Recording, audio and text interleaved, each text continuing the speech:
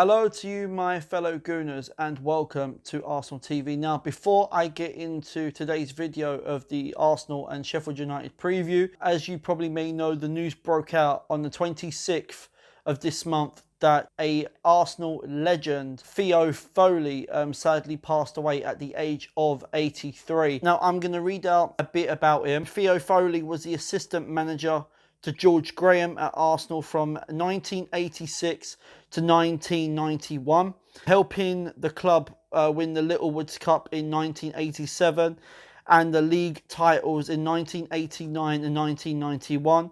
Foley left Arsenal and in 1991 to manage Northampton Town, who he had captained in the Division 1 in the 1960s. So yeah, Arsenal sadly lost an absolute legend. And as you can tell, he is a massive loss to Arsenal. So my condolences are to the family and friends at this sad time. May he rest in peace. Guys, now let's get into the preview for this game. It's Sheffield United versus Arsenal in the FA Cup quarter-finals. And this game will be played at Bramall Lane and the match will be at 1 p.m. in the afternoon. And this game will be broadcasted on BT Sport. So what do we know about Sheffield United? Well, since the returning of the Premier League, the restart, now Sheffield United have had disappointing form. Now, what I mean by disappointing form is that they've had convincing defeats against Newcastle and against Man United. Now, Chris Wilder's side have also conceded 6 goals in 2 matches without a single reply in those games. During this point, Sheffield United have looked a bit lethargic, legged over the past week. But they will have a boost by the returns of Jack O'Connell and Lyons Mansut. So they'll may bring a massive boost to the club for this game. Now, I know the Sheffield United have actually got a few suspensions as well. So I don't know who the suspensions are to. But Chris Wilder, I imagine he's been a bit disappointed with his team's form. They have previously lost 2 games since the return of the year. And they only lost to Liverpool and Man City.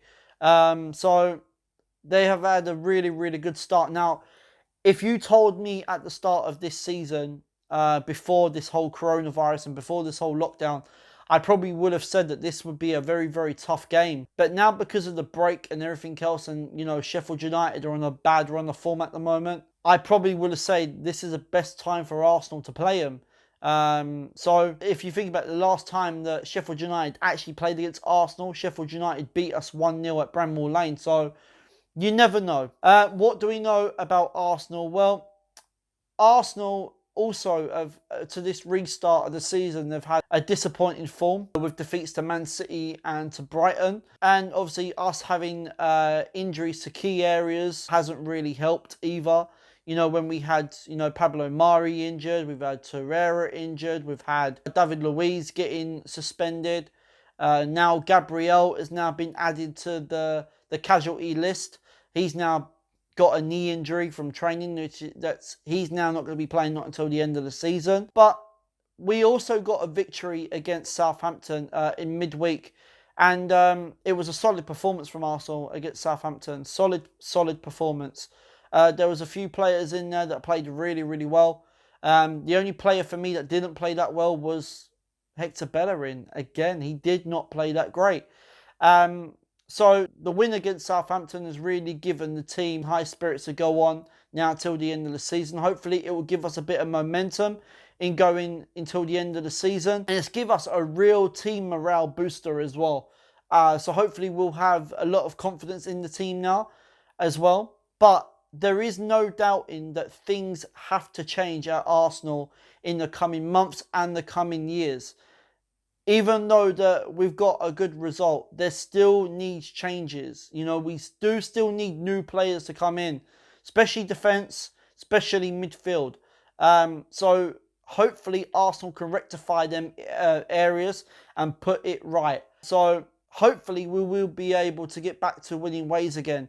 Now, this game against Sheffield United, there is a semi-final place at stake here. And I think if Arsenal really want to get into, Europa League next season, our best bet is to win the FA Cup. But this will be a good game for Mikel Arteta. I reckon he will probably rotate the squad a little bit, but I'll get into my 1 to 11 in a moment. And I do think that if Arsenal do want to get into the Europa League, FA Cup is the best way to do it, because it's just knockout stages. I know we've still got tough teams in there. We've still got Man United in there. We've still got Man City in there. We've still got Leicester in there as well. So there is some really, really tough teams. And it'll be a nice little trophy for Arsenal to win. And Arsenal, they've won the most FA Cups. So this is our trophy. But let's just see what happens. Guys, let's get into my predicted lineup for this game. So starting off in goal is going to be Martinez. Now, Martinez, I thought he played really, really well against Southampton. His distribution was really good. Commanded his area, made some really, really good saves. And there was one point that really got me is where he played that long ball straight to Aubameyang. And I thought that Aubameyang was a bit unlucky not to get in at goal and to get onto the score sheet. But I thought Martinez had a very, very great game against Southampton. So I'm going to go with Martinez for this game. We're going to go to the defensive area at right back. Now, I'm hearing that Cedric Soares could be selected for this game against Sheffield United. Now, for me, Hector Bellerin has been poor. So I'm not going to go with Bellerin. I'm actually going to go with Ainsley Maitland-Niles for this game. I really am. I think that we need to give him a chance. I don't know what's happened to him. Really don't. I don't know why he's not being played at the right back position, because I thought he was doing a solid job. But that's what I'm going to go with. I'm going to go with Ainsley Maitland-Niles. Playing at left back, I'm going to go with C. Koležník. The reason why I know that Kieran Tierney had to come off during the Southampton game because he got a bit of cramp. Hopefully that's not too serious, but I think he may need a rest for this game. And I'm actually going to save Tierney for the Norwich game on Wednesday. So I'm personally going to go with Koležník for this game. We're going to go to the two centre-backs. First off, I'm going to go with Socrates. Now, I know Socrates is now fully fit, and hopefully he will be selected for this game. I'm not going to go with Mustafi because I think Mustafi may need a rest for this game. So I'm actually going to go with Socrates. Playing alongside him, I'm actually going to go with Rob Holding. I'm going to keep him in there because I thought he was my man of the match against Southampton. Rob Holding, he won all of his aerial duos. His distribution was brilliant. And I thought he had a really, really good game. So hopefully Rob Holding can keep this momentum going. And when I looked at him, it was like watching the same Rob Holding, from a couple of years ago. So I'm going to go with Rob Holding. We're going to go to the midfield three. First off, I'm going to go with Granit Xhaka. Against Southampton, I thought he had a really solid performance. I do still think Arsenal do need to go and get, a midfielder. But I thought Granit Xhaka had a really, really good game. And hopefully he can keep the momentum going. So I'm going to go with Granit Xhaka. Playing alongside him, I'm actually going to go with Matteo Guendouzi. Reason why is because I think that we need to give Dani Ceballos a rest. Because I don't think Ceballos had a good game. Willock, I'd probably like to save for, the Norwich game. Guendouzi, I also don't know what's going on with him at the moment. I know he had a bit of a falling out with Mikel Arteta, and I know that Arsenal are sort of looking to sell him. But there is a report today saying that Arsenal actually want to keep Matteo Guendouzi, but that also remains to be seen. So I'm going to put him back into the team, and he needs to knuckle down. So I'm going to go with Guendouzi. Playing in that number 10 role, I'm going to go with Mesut Ozil. We're paying this guy a lot of money, and yet he's still being sat on the sidelines. He's fit. Why are we not playing him? This is what I don't understand. Why? Now, if Mesut Ozil doesn't put in a good performance against Sheffield United, and he doesn't make an impact whatsoever, doesn't create anything or whatever, then we know that we're not going to see him against Norwich. We know we're not going to see him against Wolves. So I would like to give Ozil a chance. So I'm going to go with Mesut Ozil. We're going to go to the attacking three. First off, out on the right, I'm going to go with Nicolas Pepe.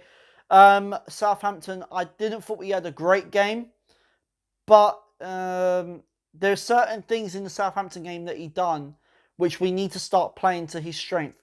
Is that when he gets to that bar line, he can cut the ball into the box, and we need to start doing that more often. The only thing that's lacking for Pepe is when he's got Bellerin behind him. You know, if you look at our left side with Tierney and Saka or Aubameyang, they switch constantly. With Pepe and Bellerin, that doesn't happen. And I think that needs to start happening. And hopefully Pepe will get onto the score sheet as well. So I'm going to go with Nicolas Pepe. Playing that onto that left-hand side, I'm going to go with Pierre-Emerick Aubameyang. Pierre-Emerick Aubameyang is still stuck on 49 goals in the Premier League. He was so unlucky not to get a goal against Southampton. I thought he'd done everything right leading up to the goal. Yeah, I don't know. I'm hoping he signs a new deal. That's what I'm worried about. I hope he really does sign a new deal. There was a report saying that Aubameyang said to Arsenal, if you want me to stay and to sign a new deal, then you've got to qualify for, European football. If not, then I can see Aubameyang going. But hopefully Aubameyang will stay. He's been one of our most consistent players all season. And I would like to see him get a goal in this game as well. So I'm going to go with Aubameyang. Playing up front, in the middle, leading the line, I'm going to go with Alexander Lacazette. Lacazette, I thought he caused a bit of problems when he came on off the bench. Didn't really have the best of games, did he, before this whole coronavirus, because of other issues that was happening off the field. But hopefully he'll play well, and I think his hold-up play will be very, very key for this game. That's what I'm going to go with, Alexander Lacazette. So guys, there you have it. That's been my preview. That has been my predicted lineup. Let me know in the comments box as always. Do you agree or do you disagree? What you would keep, what you change, and let me know of your predicted score. This is another tough away game for Arsenal. Another tough one. And I do reckon that Arsenal will probably get the job done. I'm going to go with an Arsenal 2-1. I think that's what I'll go with for this game. Guys, if you're new around here, you know what to do. Make sure you are smashing that subscribe button and make sure you are leaving a like on this video. Guys, until my players' ratings after the game, I will see you lot soon. I am out of here.